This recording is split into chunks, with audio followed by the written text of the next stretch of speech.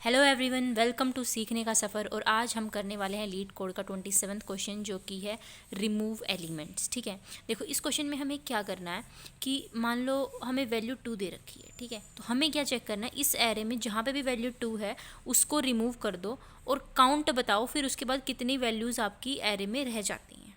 ठीक है, तो इसका आउटपुट बेसिकली आपका क्या होना चाहिए। देखो, अगर मैं रिमूव करूँ 2 को तो मेरे पास 0 बचेगा, 1 बचेगा, 3 बचेगा, 0 बचेगा और 4 बचेगा। और मेरी कितनी वैल्यूज़ बची, 5, यानी कि इसकी जो लेंथ है वो आई 5। तो ये हमारा आउटपुट आना चाहिए।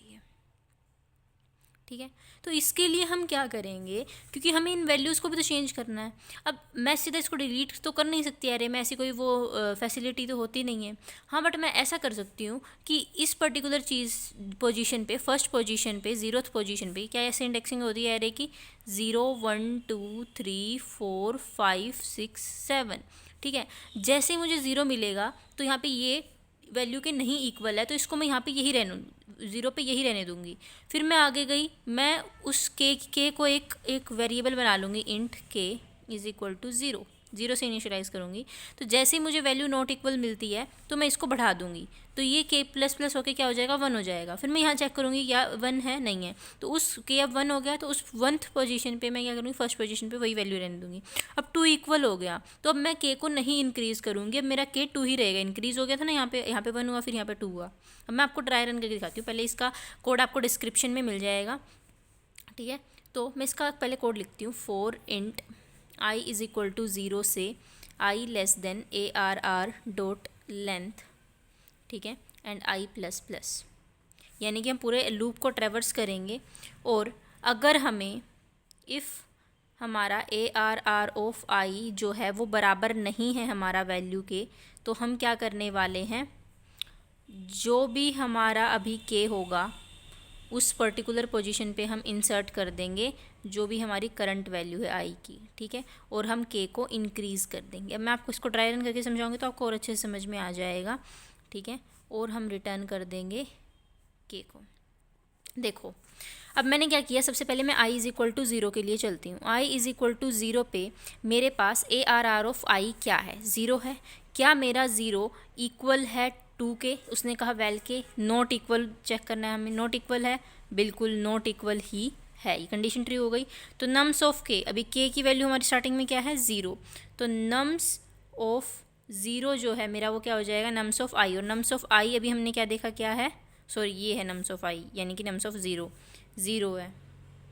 ठीक है, तो नम्स ऑफ 0 मेरा क्या हो जाएगा, 0 हो जाएगा, जो कि 0 ऑलरेडी है, तो एरे एज इट इज़ रहेगा और के की वैल्यू प्लस प्लस हो जाएगी, यानी कि हमारा एरे अब कुछ ऐसा दिखेगा, 0 1 2 2 3 0 4 एंड 2। और हमारी के की वैल्यू प्लस होके के की वैल्यू हो जाएगी हमारी 1। ओके, फिर हम जाते हैं आई इज़ इक्वल टू 1 के लिए। तो देखो भाई, 0 1 2 3 4 5 6 7, आई इज इक्वल टू 1 पे क्या है, 1। क्या ये मेरा वैल्यू के इक्वल है, नहीं है। वैल्यू क्या थी हमारी, वैल्यू थी हमारी 2, उसके इक्वल नहीं है ना 1। तो हम क्या करेंगे, जो भी मेरा नम्स ऑफ के है, यानी कि नम्स ऑफ के है 1, उसकी जगह मैं नम्स ऑफ 1 पुट कर दूंगी, यानी कि एज इट इज़ रहेगा। मैंने कहा था ना, जो वैल्यू जब तक इसकी सेम नहीं होगी वो एज इट इज़ उस पोजीशन पे वही रहेगी। तो वही कर रहे हैं हम कि के की वैल्यू को साथ साथ बढ़ाते जा रहे हैं, लेकिन जब ये सेम आ जाएगा तो हम उसको नहीं बढ़ाएंगे। ठीक है, तो अब मेरा यहाँ पे 1 है, नम्स ऑफ 1 पे क्या है, 1 ही है, और वो भी 1 ही था, तो वो एज इट इज़ हमारा एरे फिर से सेम रहेगा।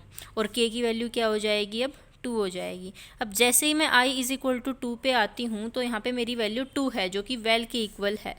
तो यहाँ पे नॉट इक्वल वाली कंडीशन फुलफिल नहीं हुई, तो हम आगे बढ़ेंगे, इसको छोड़ देंगे। फिर हम आई इज़ इक्वल टू 3 पे गए, वहाँ पे भी 2 के इक्वल वैल्यू है, तो इसको भी हम छोड़ देंगे। फिर हम आई इज़ इक्वल टू 4 पे गए, तो वहाँ पे वैल्यू है मेरी 3, नम्स ऑफ 4 क्या है मेरा 3, जो कि नॉट इक्वल टू 2 है, यानी कि वेल।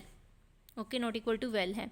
तो मैं क्या करूँगी, नम्स ऑफ के की वैल्यू क्या थी मेरी, लास्ट 2 थी, उसकी जगह क्या पुट कर दूँगी, नम्स ऑफ 4, यानी कि नम्स ऑफ 2 की जगह मेरी वैल्यू आ जाएगी 3। तो मेरा एरे कुछ ऐसा देखने को मिलेगा, 0 1 3 2 3 0 4 2।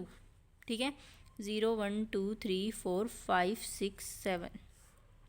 आई होप आपको यहाँ तक समझ में आएगा। और फिर के की वैल्यू क्या हो जाएगी हमारी, अभी लास्ट 2 थी तो अब इंक्रीज़ होके 3 हो जाएगी क्योंकि के प्लस प्लस हो रहा है। फिर हम ऐसे ही जाएंगे i इज़ इक्वल टू 5 के लिए।